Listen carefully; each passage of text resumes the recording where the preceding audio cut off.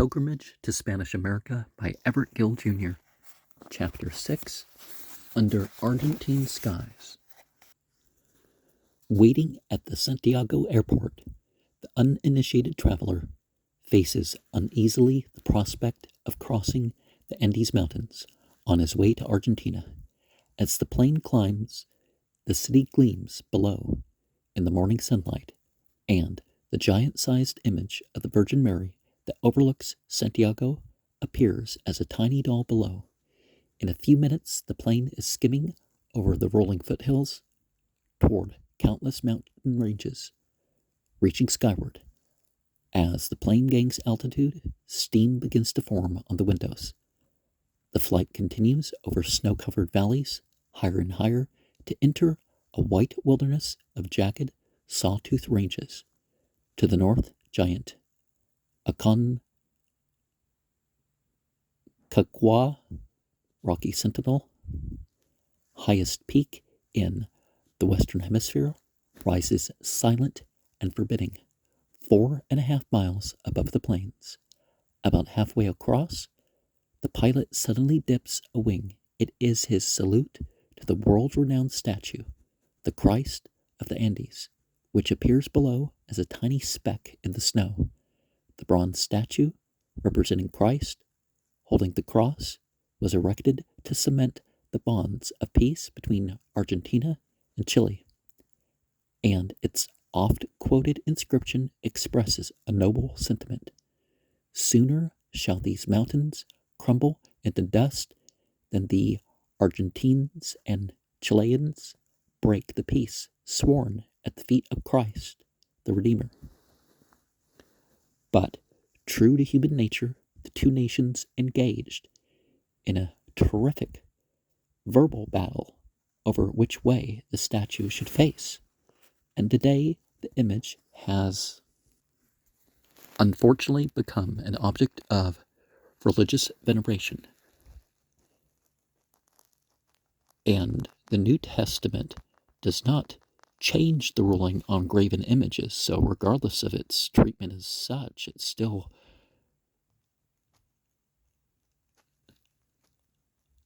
amid the eternal ice and snow of those silent peaks. The whole scene is a spiritual parable of the lonely Christ of Latin America, his image worshipped in 1,000 shrines, his name on every lip, but Christ himself still unknown to millions as personal Savior. Again, they're Catholics, so using different phrasing doesn't mean that they don't believe that. Below, the Trans-Andean Railroad winds like two tiny black threads over the mountains, and 14,000 feet climbs through the Uspallata Pass into Argentina. Brown hills begin to appear in the distance, and beyond them an endless desert. The smoke of the scattered villages rises lazily below as the plane begins its descent, still miles away from the Mendoza airfield. A few moments later, less than an hour after taking off from Santiago, Chile, the plane, like a feather, touches Argentine soil. Argentina is a mighty country, 4 times the size of Texas, with a population of 16 million people, second largest Latin American country in area and third in population after Brazil and Mexico. The Great Central Plain extends over 1,000 miles from the tropical Gran Chaco in the north to Bahia Blanca in the south, averaging about 500 miles in width. This great land mass includes the endless, flat pampas or plains whose fertile wheat fields have made Argentina the granary of South America. Westward, across the plains, the land rises slowly toward the semi-desert country which ends abruptly at the foot of the Andes. With vast unpopulated spaces, Argentina, early in her history, adopted an immigration policy that brought hundreds of thousands from Europe. It is only in the light of this fact that modern Argentina can be understood. With a fine temperate climate and with settlers from northern Italy, England, Germany, Spain, and Russia, it is not surprising that Argentina should have become one of the most progressive and aggressive countries of the southern continent. The struggle between liberal, freedom-loving parties on the one hand and autocratic groups allied with the army, the Catholic Church, and wealthy landowners on the other continues. Organized labor was added to this latter coalition to bring President Perón to power in 1946. Since then, compulsory teaching of Catholic doctrine has been introduced into the public school system, and some restrictions have been placed on evangelical Christian work. However, it is still the conviction of many people that Argentina will return to the liberal traditions which, in the past, have made her great. So you see a similar phenomenon in India, that the poorer classes were where the majority of the conversion to Islam occurred. And here, the poor people is where people become Protestant because of, the restrictions of the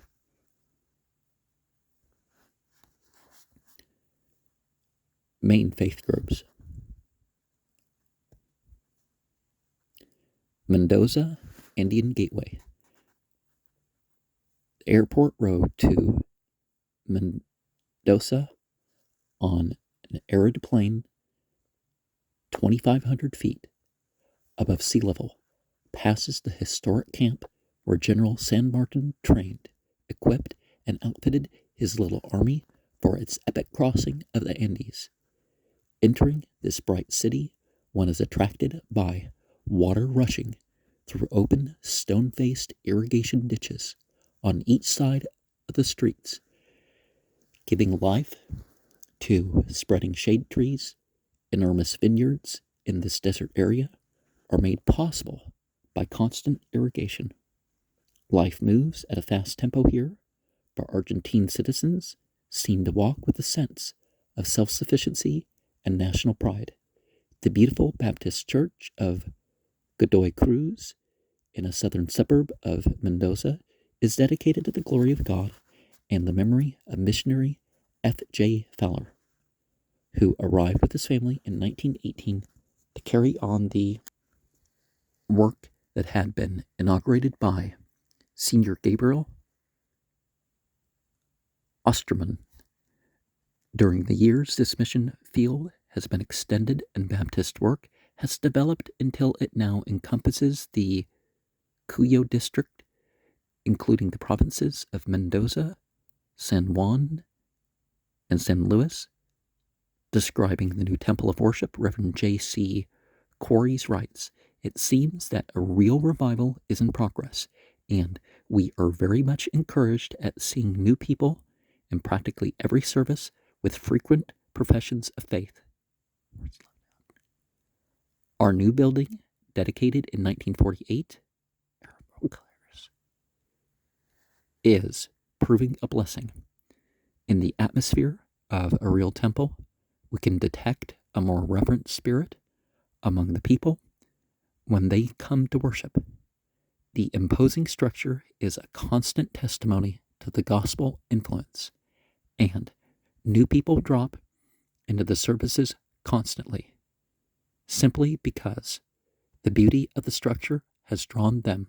Now and then, when some misguided soul comes in with a bouquet of flowers to present to the Virgin, there is a moment of disappointment, but it furnishes an opportunity for someone to preach a personal sermon.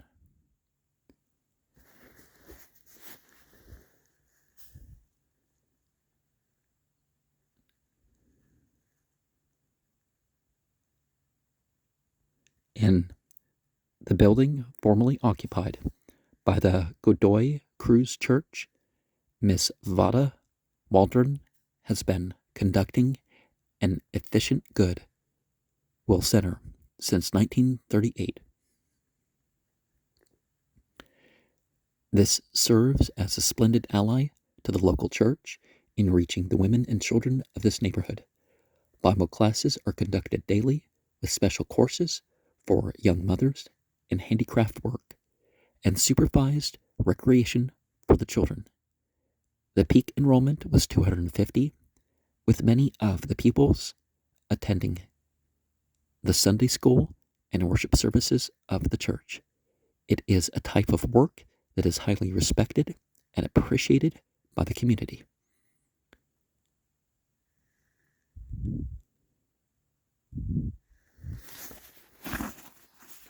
I've been in places of worship where people expected something different when they showed up.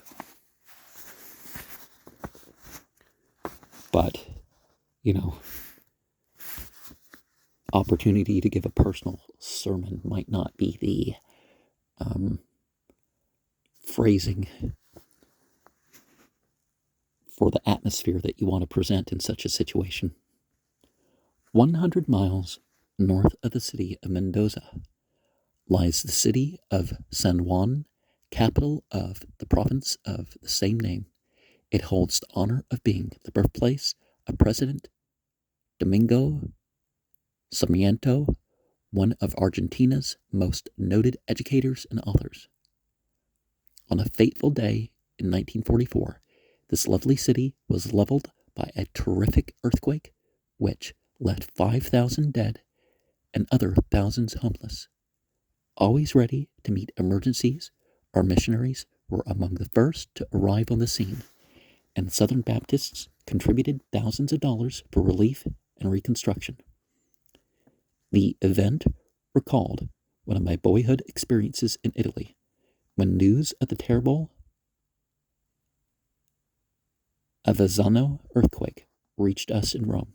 My father and older brother, Fairchild, accompanied by Italian Baptist pastors, equipped a truck with medicines and supplies and hastened to the scene to minister in the name of Christ. It was a memorable experience to be present at the Mendoza airport when Reverend and Mrs. J.C. Quarles, missionaries to Argentina since 1908 of the Common Era, returned from their furloughs to find a great crowd of church members gathered to meet them, as they were warmly greeted by their Argentine friends in true New Testament style. Tears of joy stained their faces. In that scene familiar to the missionaries everywhere was revealed the heartbeat of world missions, for in those moments no one thought of different nationalities, but only of love between brothers and sisters in Christ. A United States government official who was traveling with Mr. and Mrs. Quarles remarked to them on seeing the great crowd from the window of the plane, "It must be worth everything to be welcomed with such love and devotion." Out of the barren desert at the edge of Mendoza rises the impressive Cerro de la Gloria, Hill of Glory, irrigated with water pumped from the plain below and covered with green shrubbery, exotic flowers, and spreading trees like an Eden in a vast Sahara. On its summit stands a striking monument, 100 feet high, dedicated to the memory of the Army of the Andes and of Argentina's great liberator, General Jose de San Martin. About its base, in great bronze bas-relief panels, the sculptor has carved the story of San Martin's 2-year preparations for crossing the Andes. His army of 5,000 men, with 10,600 horses and mules to transport its equipment and guns, He left Mendoza in 1817 to cross the heights in 3 detachments. Hundreds of men and over half of the livestock perished in those awful heights. Doggedly pushing on, the survivors met on scheduled time, reorganized, and marched to victory in the celebrated Battle of Chacabuco. The panels depict wealthy women laying priceless jewels at the feet of the general, the poor giving their strength in fashioning the implements of war, boys and men bidding farewell to their families and marching away to fight and die. Surmounting the monument is a figure of winged victory who holds in her hands the broken chains of slavery, sweeping forward into battle with the fighting men following close behind. Out in front, detached from the central group, is a mounted figure of the general leading his troops. Standing at the foot of this monument, one can see in the stone and bronze a parable of the kingdom of God, to build his kingdom and to free men from moral slavery. Well, it does say in the New Testament that once you're Christian, you have to prove your faith by being even more moral than you were before. So that doesn't make sense, but that's how they get people into Christianity. God needs our wealth, our physical strength, and young men and women ready to sacrifice their lives on the altar of service. Well, old people too, any stage of life if it's a worthwhile religion. In the forefront of battle, as captain of our salvation, Christ will lead to certain victory. The hill of glory is only for those who are willing to suffer and die for a cause rather than themselves. Well,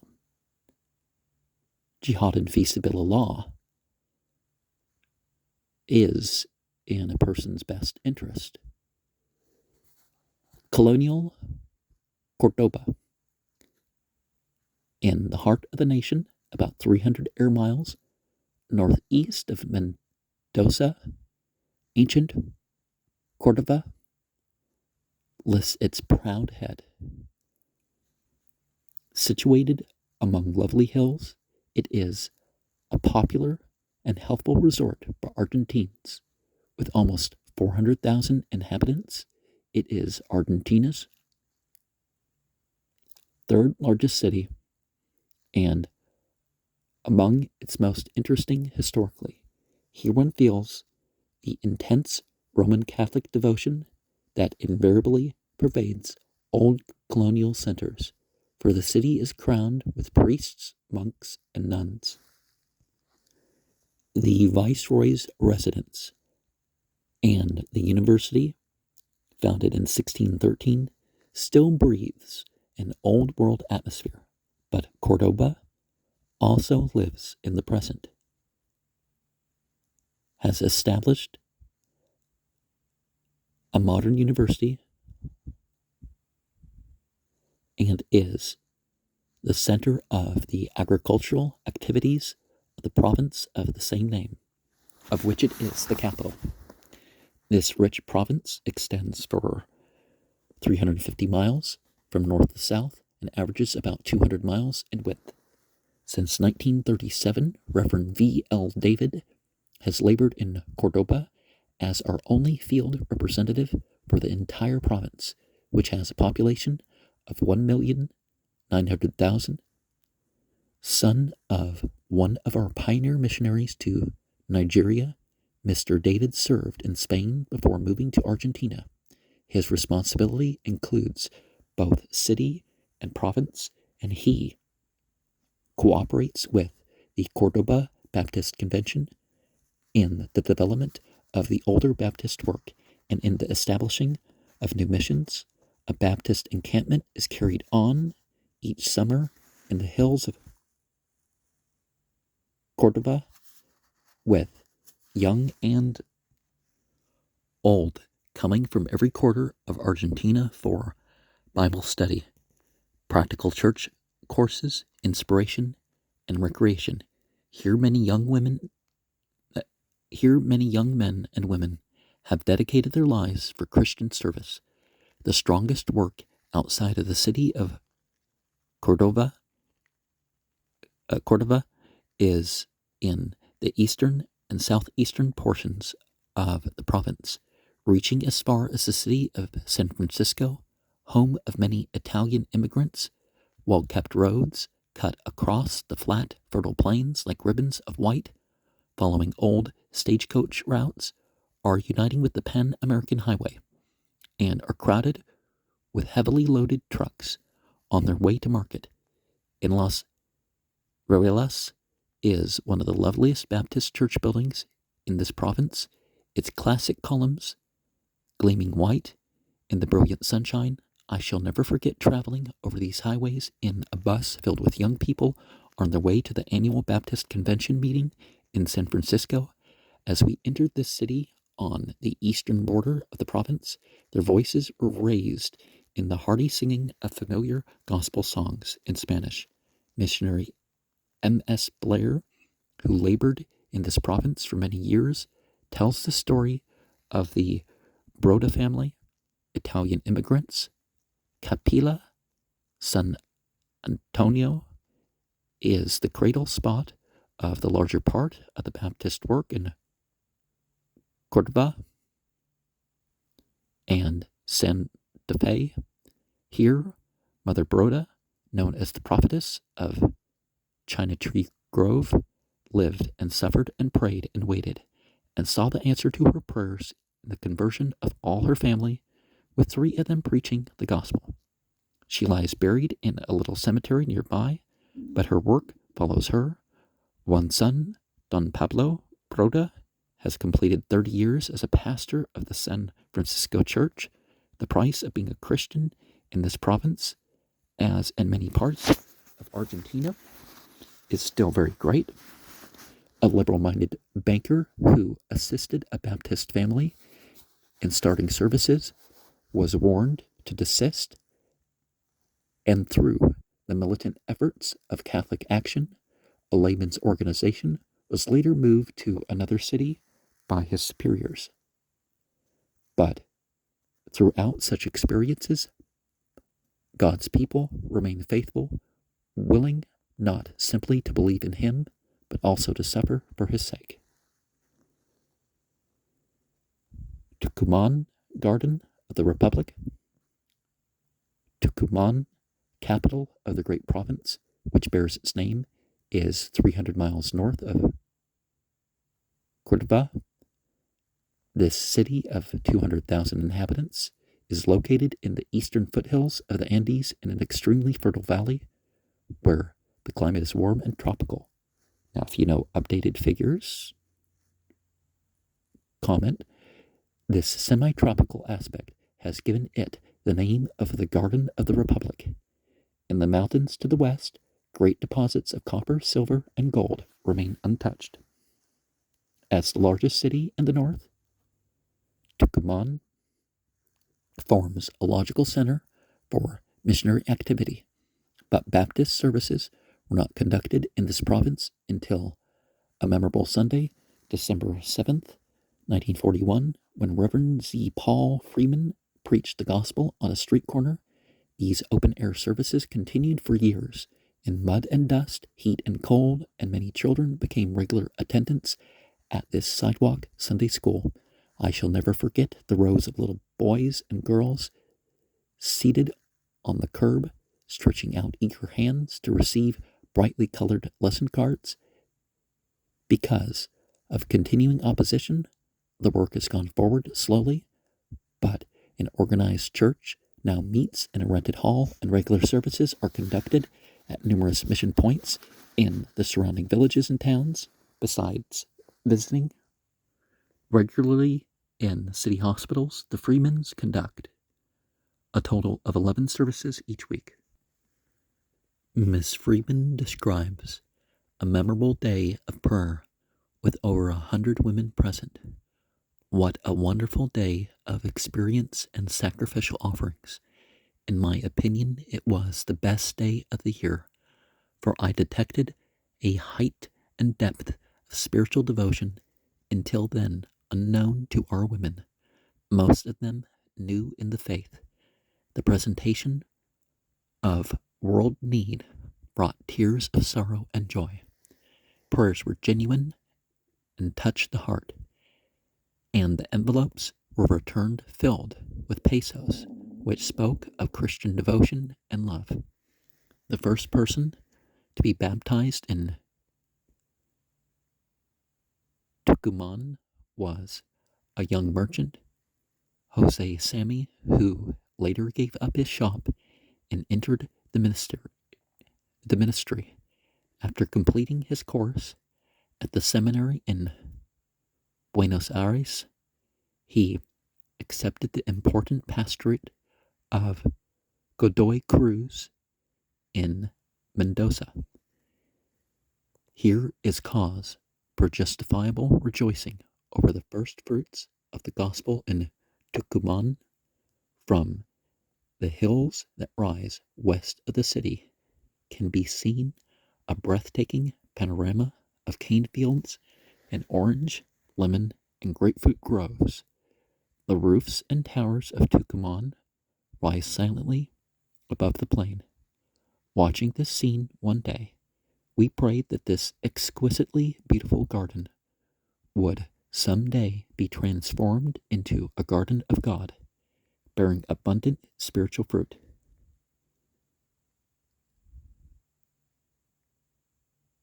Buenos Aires, the Bountiful. On the south bank of the Rio de la Plata, Buenos Aires, capital of Argentina, rises white and gleaming under the blue sky. It is among the most beautiful and progressive cities of the world, and with its population of over 3 million people, has the distinction of being the largest city in Latin America. Its broad avenues, reminders of Paris, are dotted with impressive monuments and flanked by modernistic apartment houses and towering office buildings. Speeding subway trains, their interiors finished in white enamel, stop at shining stations whose walls are covered with brightly colored tiles depicting the dramatic history of Argentina. Wharves teem with commerce. Tons of beef and wheat are exported to England and other parts of Europe. The city's enormous packing houses are among the most efficient in the world. North Americans refer to the city familiarly as the BA, from Buenos Aires, a great network of railroads fans out to reach the most remote parts of the country. Railroads built largely by British companies, but now owned by Argentina.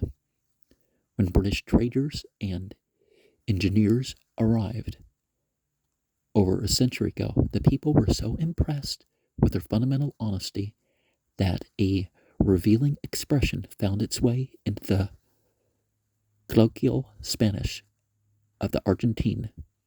If the truthfulness of a statement is to be emphasized, it is prefaced by the words, "This is the word of an Englishman," one of the highest tributes that has ever been paid to a foreign nation.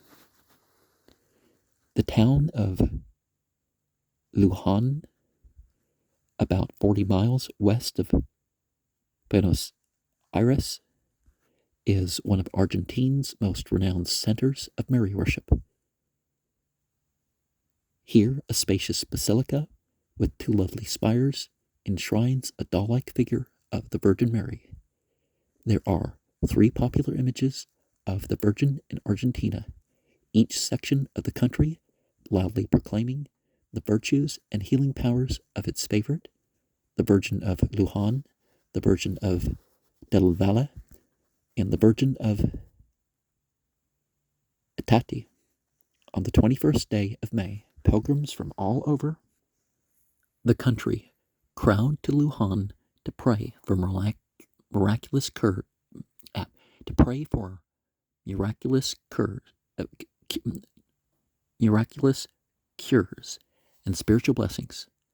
Alighting from the bus, which has just driven into Lujan from Buenos Aires, you will probably be approached by a lottery vendor using his best sales technique with the cry, "Buy a lottery ticket, and the Virgin of Lujan will bless you." Outdoor booths by the score crowd sidewalks in front of the church, displaying small, silvered bas-relief replicas of all parts of the human body: heads, legs, arms, lungs, and torsos.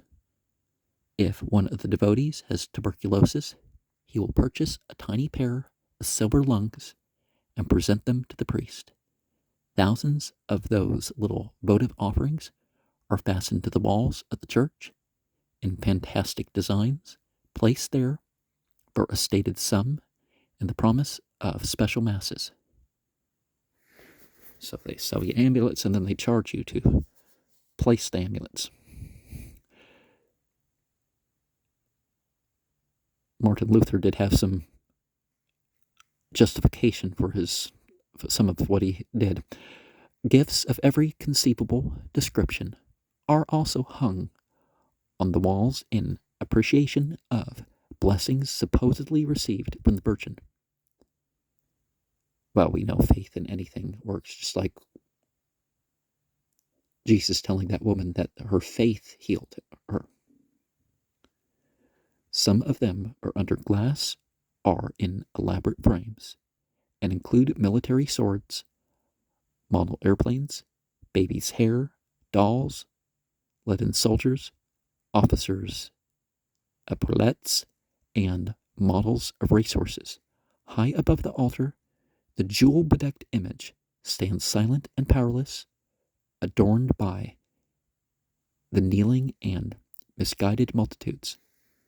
By contrast, in one of the beautiful cemeteries of Buenos Aires, a simple and rugged stone marks the last resting place of Don Pablo Besson, who was largely responsible for planting the Baptist faith in Argentina. Like Micah of old, he strides across the pages of evangelical Christian history, battling for his Lord, the sword of the Spirit, his only weapon. Born of a Waldensian mother of Scottish ancestry and a Swiss father who was pastor of the Reformed Church, he was called to the ministry and began his prodigious preparation, studying in Leipzig under such intellectual giants as Tischendorf and Delitzsch. While engaged in evangelistic efforts in France, he met a Baptist missionary and after scholarly biblical research decided that the Baptist interpretation of Christianity more nearly approximated the New Testament standard than the one he was following. Without a moment's hesitation, convinced that he was doing the will of God, he severed his relations with his church at great personal loss to serve for a while in northern France under the auspices of a Baptist mission from Boston. In 1881, he accepted the call of a small settlement of French-speaking Baptists who had migrated to the province of Santa Fe, north of Buenos Aires, Argentina. A great liberal and a fighter for freedom, he threw himself into the struggle to give non-Catholic Argentine citizens legal rights to inherit property, marry, and bury their dead, rights at one time denied in all lands dominated by the Roman Catholic hierarchy. When missionaries S.M. Sowell, J.L. Hart, and F.J. Fowler arrived in the years 1903 and 1904 as Southern Baptists' first representatives to Argentina. They were heartily welcomed by Don Pablo and his little congregation. Later, he moved to Buenos Aires and became pastor of the Central Baptist Church in the heart of the city. In the tradition of Don Pablo Busson, Professor Santiago Conclini, present pastor of the Central Baptist Church and president several times of the River Plate Baptist Convention, has led in the struggle for full religious freedom in Argentina. In one of his many appeals, he wrote, "Respect and obedience to the laws of the country that the evangelical churches have shown, both as citizens and organizations, can never be questioned.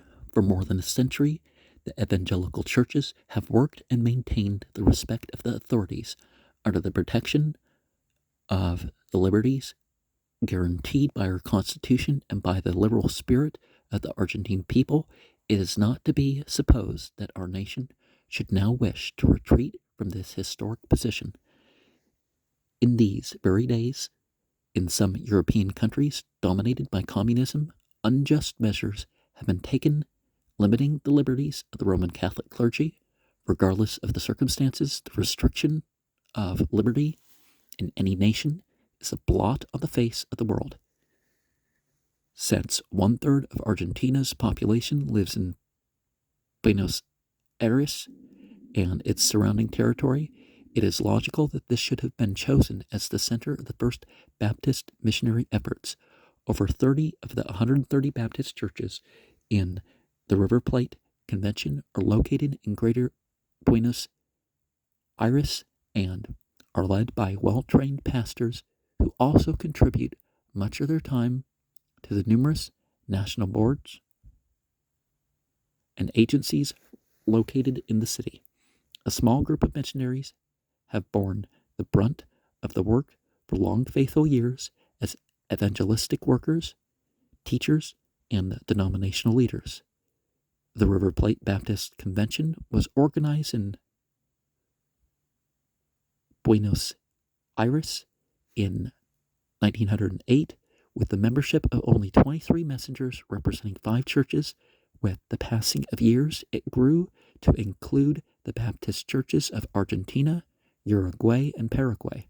Because of the differing national problems, however, Uruguay withdrew in 1948 without dissension to form its own convention.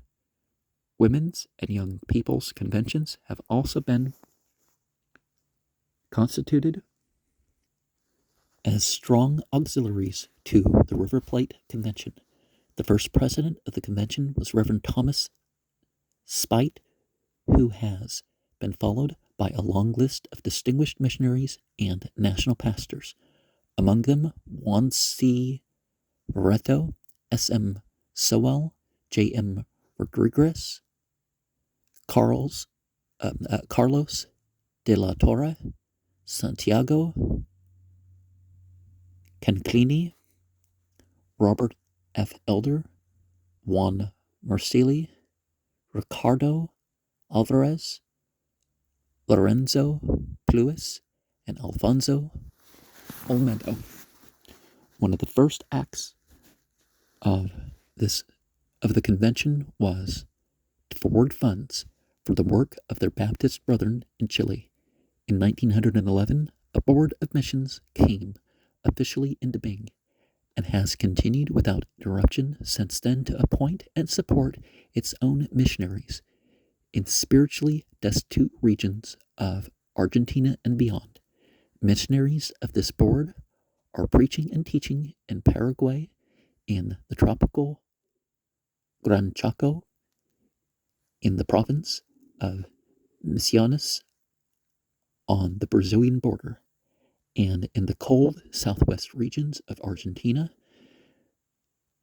The Board of Publications, established in 1908, is housed in a splendidly located building on one of the leading avenues in Buenos Aires. Buenos Aires. Yeah, I always thought it was Aries. It publishes the national magazine El Expositor Bautista, children's literature, and a wide variety of religious books. Devoted cooperations represent this board on the field, serving its interest and distributing Bibles. After working faithfully with the Board of Publications for 9 years, Reverend and Mrs. M.S. Blair returned to field mission work in Buenos Aires and its environs. Mr. Blair was succeeded as director of the board by Reverend Erhard Swenson, whose associates are Reverend S. Daniel Daglio and Miss Minnie McElroy. The Convention of Baptist Women, an auxiliary to the whole convention, observes 2 important seasons of prayer annually and makes offerings through its numerous societies for the support of home and foreign missions. Another institution that reaches many women and children with the gospel is Fellowship House, a Goodwill Center in the Great Meat Packing Center of Avellaneda, a part of Greater Buenos Aires. It was opened in 1948 in well-equipped quarters and is directed by Mrs. Irene Smith.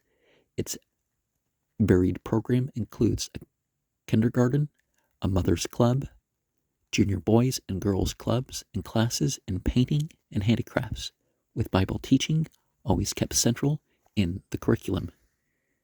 International Baptist Seminary, realizing the great need of training young Argentine students for gospel ministry, the Argentine mission in 1911 instructed Dr. S.M. Sowell to found a seminary in Buenos Aires, a charming old Victorian residence at the edge of the city, set among towering trees and flowering gardens, was purchased when a training school for young women was established in 1937. This building was turned over to that institution, and a small seminary building was erected on a large neighboring property. Because of the rapid expansion of the city, these properties are now centrally located in relation to the churches and denominational work. The seminary and the training school for years used the same classrooms and had the same faculty.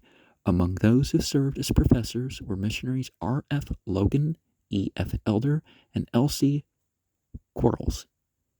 Mr. Quarles taught continuously from 1929 to 1950, at the same time serving with Miss Quarles as evangelistic worker in the city.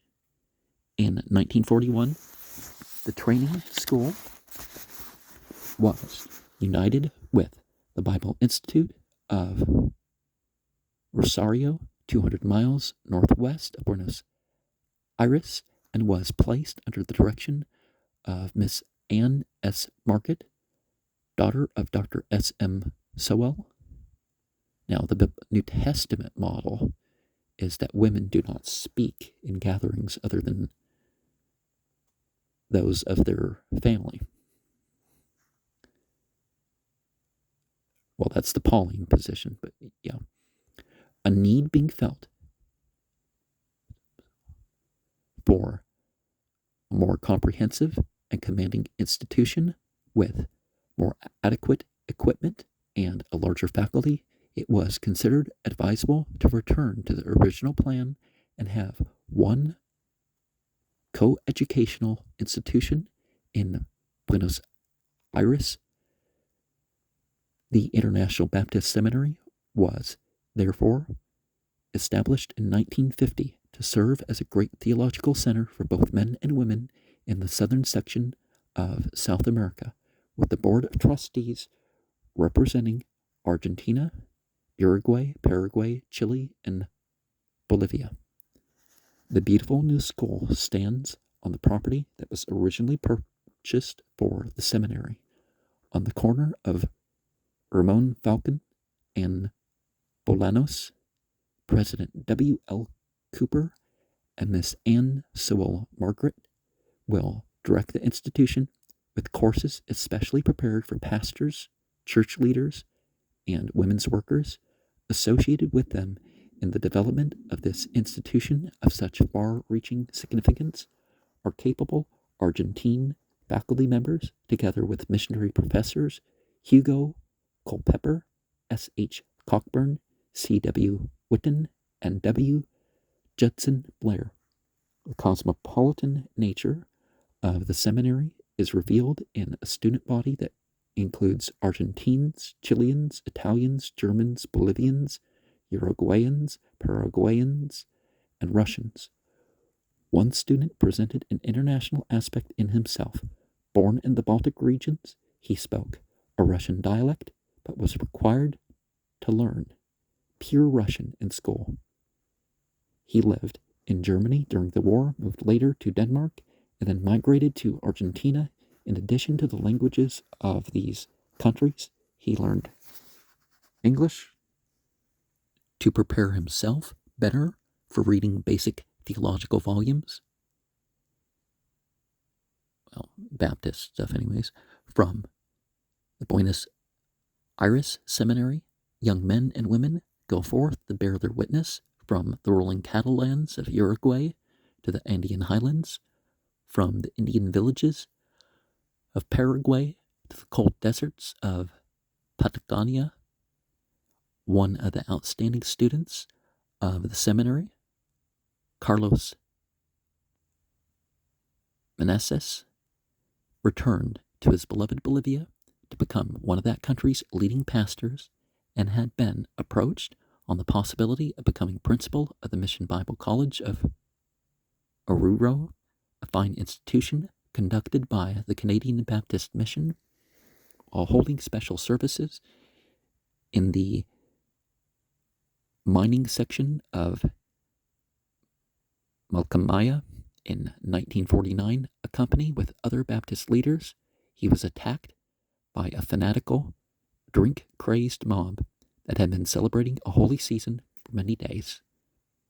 Now, one of the definitions of a fanatic is somebody who, they got this belief, but they don't really have the actions, and they make it all about the belief.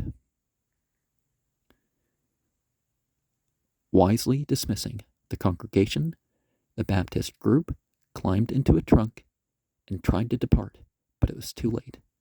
The mob closed in before they could get away. When they had finished, 9 lay dead on the blood-stained stones of Malkamaya.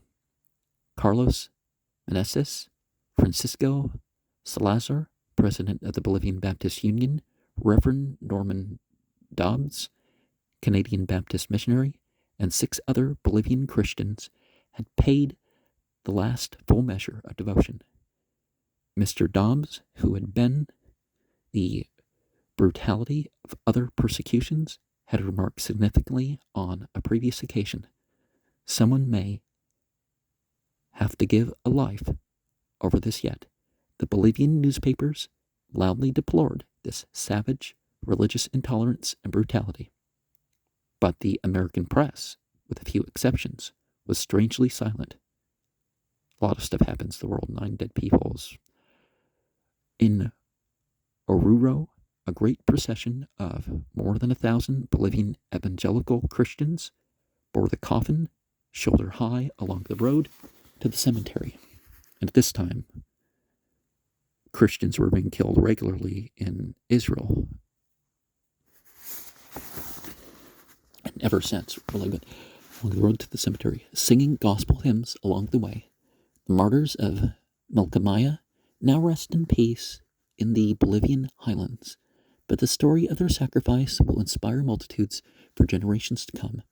Who follows in their train? Rosario, storehouse of the Pampa. On the banks of the mighty Parana River, over 200 miles northwest of Buenos Aires, in the heart of the Pampa, stands Rosario, Argentina's second largest city and one of its most charming. A fast train makes the trip from Buenos Aires in about 4 hours, rolling over the flat plains where thousands of fat cattle graze in lush grass. Aboard this popular train, on cool autumn or winter days, which come in June and July, men travel with wool shawls about their shoulders, opening thermos bottles of hot water to prepare their morning mate, Paraguayan tea. Now, I don't believe in even minor intoxicant use, except for survival purposes. Following an age-old ritual, they fill little gourds the size of pears with the bitter tea leaves, insert a silver straw or bombilla with a bulbous perforated end, and pour in scalding water. It is a common sight, not only in Argentina, but in Chile, Uruguay, Paraguay, and South Brazil as well. During Rosario, one is attracted by long rows of high-wheeled, brightly painted milk wagons like those still seen in Italy, and is reminded that a majority of Rosario's 600,000 citizens are of Italian extraction. River steamers from the upper reaches of the Parana, which drains the fertile agricultural provinces of Santa Fe and Entre Rios, unloaded at Rosario's wharves, and ocean-going freighters from the south fill their holds with agricultural products for the markets of the world. Like France and Italy, Rosario can pride itself on lovely parks with lakes, fountains, and flower gardens. Baptist forces in Rosario and the surrounding provinces are growing and have an association reporting 16 active churches. Reverend and Miss T.B. Hawkins have given themselves as field missionaries to this district since 1939, working in close relationship with Argentine Baptist leaders, among them Dr. Alberto Pizzicati, president of the association. Young people of the churches are especially interested in associational activities, utilizing their band and chorus to great advantage in evangelistic street meetings in the city and nearby towns. Enthusiastic encampments are conducted each summer for Baptist students and for royal ambassadors. A valuable radio program was maintained weekly until it was banned by national law. From 1941 to 1951, while the training school was located in Rosario, Reverend and Mrs. T.B. Hawkins and Miss Sarah Taylor and Argentine pastors served with Miss Margaret on the faculty. Dr. Sowell, Miss Margaret's father, Southern Baptists, first missionary to Argentina, shared his rich experience and knowledge in the classroom, his life, a benediction to a generation of young Christians. Again, we note the international character of the Argentine students in one of Miss Margaret's reports. We have a German girl from Uruguay who spent 3 years in a concentration camp in Denmark. Another comes from North Santa Fe, near the Chaco, from a family of unusual culture. A Russian girl from the once 11th district of Buenos Aires comes with marked musical talents. Still another from Encarnacion, Paraguay, is of Czechoslovakian parents. A full-blooded Paraguayan girl had ridden 3 days by horseback in order to obtain her elementary school certificate from her home in the remote interior, without which she could not enroll. All other girls have their own peculiar situations in which God's hand is evident, and once again, one cannot but consider it a triumph in the life of each girl as she passes through the door for training and Christian development. A Goodwill Center known as Friendship House, under the direction of Miss Sarah Taylor, will occupy the old training school quarters. 50 families are represented in the center with an excellent enrollment in the kindergarten, sewing class, and story hour. A small circulating library is making a definite contribution. The Bible, still leading among the books requested, visits in the homes of the families reached by the Goodwill Center afford invaluable opportunities for personal witnessing. During days of growing religious restrictions in Argentina, the Baptist Association of Rosario cooperated with other evangelical denominations to present their position on religious freedom to the city and the nation. With much fear and trembling, they rented one of the large auditoriums of the city for a mass meeting. To the amazement of all, an overflowing crowd of 5,000 people gathered that night to listen to a forceful presentation of the doctrine of true religious freedom and the simple gospel of salvation by Pastor Santiago Canclini of the Central Baptist Church of Buenos Aires. It was one of the greatest gatherings of its kind ever seen in Argentina, and may point to a future when other thousands will turn to the Lord in personal repentance and faith. Entre Rios, Argentine, Mesopotamia, the rich province of Entre Rios extends northward from Buenos Aires for a distance of 250 miles between the Parana and Uruguay rivers. It is this geographical fact which gave the province its name. For the Spanish, Entre Rios means between the rivers, as does the biblical Mesopotamia. This extremely fertile region has been the goal of successive waves of immigration from Italy, Germany, and Russia. It was a little French-Swiss Baptist congregation in Esperanza in Santa Fe, not far from the capital of Entre Rios, that called Pastor Pablo Basson to Argentina to be its leader. The room is still pointed out where he met with the immigration group to lead the music with his violin, to pray, and to preach God's word. As capital of the province, the city of Parana, on the eastern bank of the Parana River, also boasts that it served as capital of Argentina from 1853 to 1862. It is a beautiful, progressive city of 80,000 inhabitants. When Reverend and Mrs. Faye Askew arrived in 1944 to become field mission representatives for Entre Rios and the northern part of the province of Santa Fe, they discovered that the work was well established but in great need of enlargement. In the town of Ramirez, to the southeast of Parana, they found a German Baptist church led by Pastor Adolf Henke, which was celebrating its 50th anniversary that same year. Pastor Henke travels 500 miles each month to hold services in 17 different localities. Missionary Askew works through the 16 organized churches and 19 mission points of the field, in collaboration with 10 pastors, making wide use of his truck and loudspeaker system in his evangelistic work. Thousands of people, he writes, heard the gospel in the outdoor meetings that were held each night at night in the public squares and the plazas of the district. With the use of attractive slides, these meetings draw people who would hesitate to enter our halls.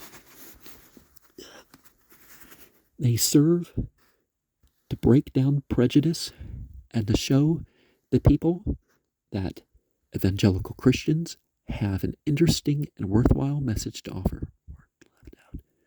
The work in Parana is a real challenge. The beautiful province of Entre Rios is on the march, and we must march with it. We should praise the Lord for giving us the liberty to be able to preach and evangelize in every way except by radio.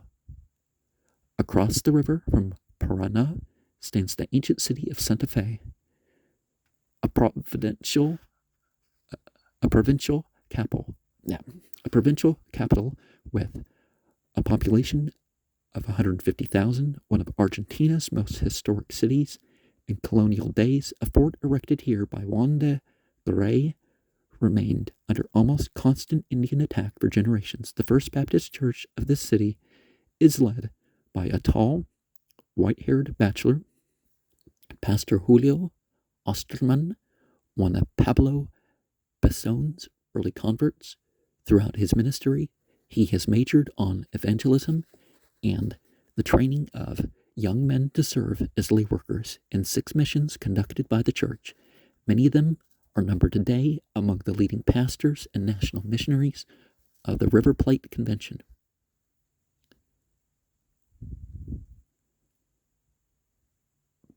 Bahia Blanca, City of the White Bay.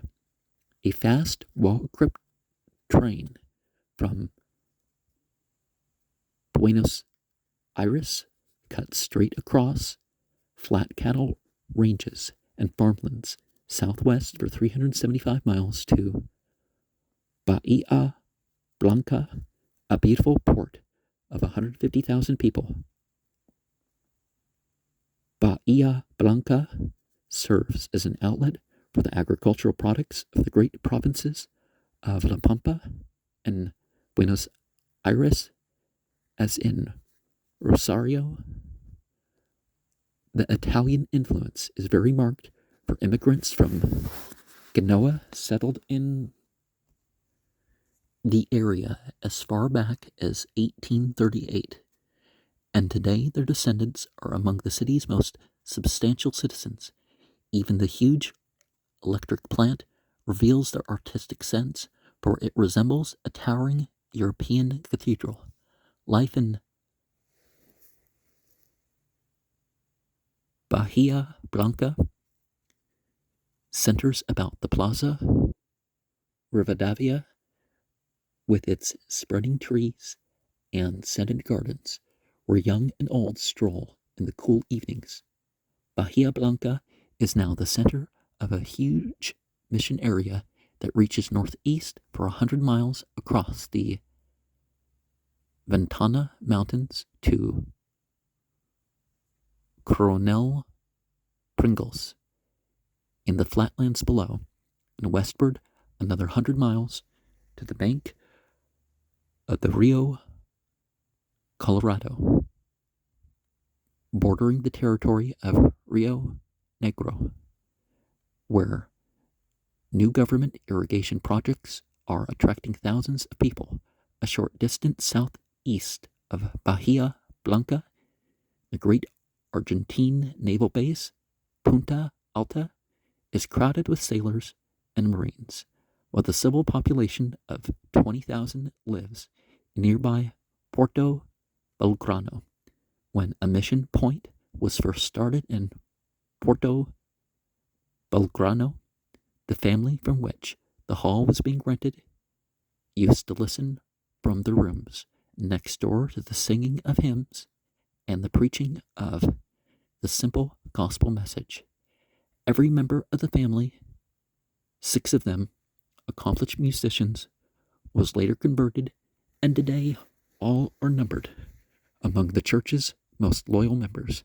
When Reverend Miss Erhard Swenson arrived in 1926 as the first Southern Baptist missionaries to Bahia Blanca, there were no Baptists to meet them, and no welcoming Christian homes in which to start services, but plenty of Christian homes. After renting a hall near the site of the present First Baptist Church, missionary Swenson went from house to house in the neighborhood, distributing tracts, selling Bibles, and inviting the people to attend his first public service. To his great surprise, practically everyone he invited responded favorably and promised to attend. As the great day approached, the young missionary began to fear that the little hall would not accommodate the crowds.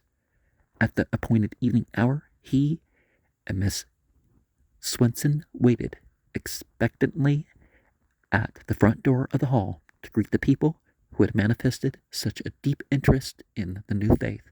A half hour passed, and they waited. 45 minutes slipped by, and they became disturbed. But a full hour had elapsed before the crushing truth dawned upon them that nobody was coming.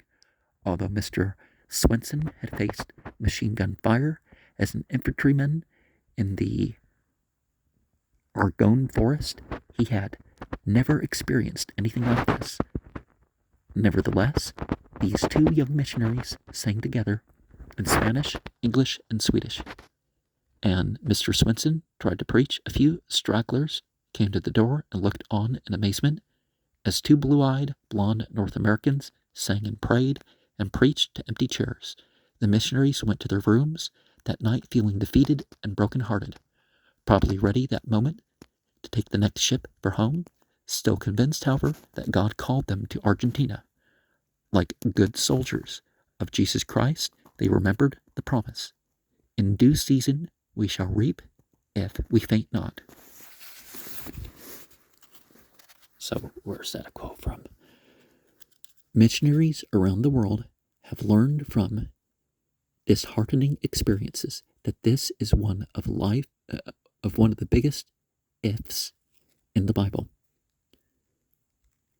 Trying again, the Swensons discovered that the charming Argentine people seldom said no to strangers, especially when so cordial an invitation had been extended. Chastened, they slowly prepared the soil, sowed the perfect seed, and cultivated the little spiritual field.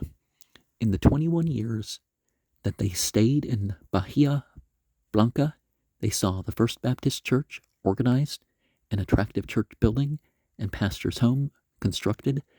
The church led to self-support, and a national pastor called the Church Reports one of the finest young people's groups in the convention, with an annual concentration or encampment which brings them from the city and the surrounding country for days of spiritual refreshing. Today, after a generation of patient toil, the Swensons, like many other fellow missionaries who have gone through similar experiences, have reaped a glorious harvest which surpasses the golden grain of the pampa. Only in the light of those early years of toil can anyone appreciate the spiritual results of today. To the statistically minded, those results may seem insignificant, but to the spiritually minded, they are immortal. The Patagonian Plateau. Through the train window, frosted in the mid-June winter season, I looked out one morning on a cold, barren desert dotted with scrub trees and knew we were on the edge of the great Patagonian Plateau. Although it was past 9 o'clock, the sun had not yet risen, but in the east its rays were beginning to illuminate a clear blue sky. 400 miles west of Bahia Blanca, we were nearing the town of Cipolletti on the Rio Negro River.